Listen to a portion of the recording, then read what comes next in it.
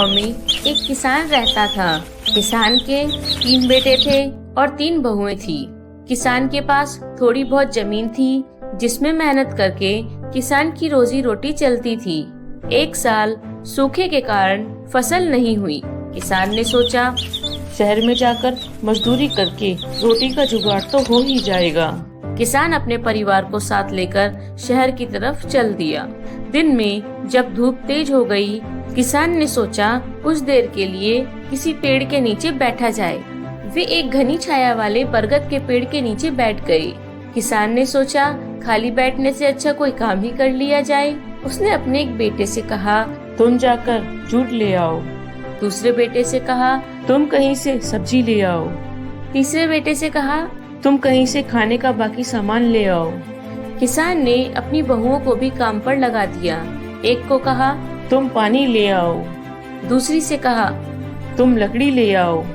तीसरी से कहा, तुम आटा गूंथ लो। सब अपने अपने काम पर लग गए। जूट आने पर किसान रस्सी बनाने में लग गया। जिस पेड़ के नीचे वे बैठे थे उस पेड़ में एक दानव रहता था। दानव यह सब कुछ देख रहा था।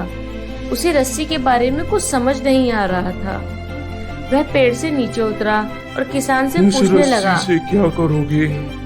किसान कुछ नहीं बोला, अपना काम करता रहा। दानव ने फिर किसान से पूछा, आप यह रस्सी क्यों बना रहे हो? किसान ने कहा, तुम्हें बांधने के लिए।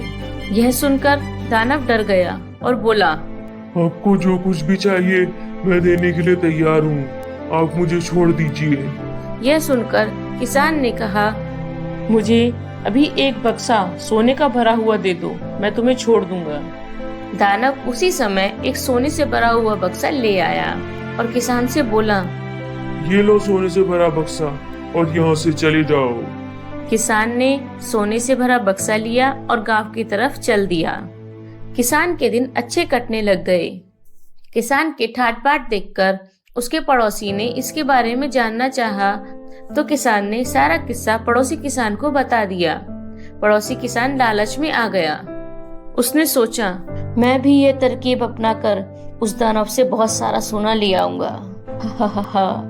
और वह अपने सारे परिवार के साथ चल दिया। उसी पेड़ के नीचे वह भी जा बैठा जिस पेड़ में दानव रहता था। पड़ोसी किसान ने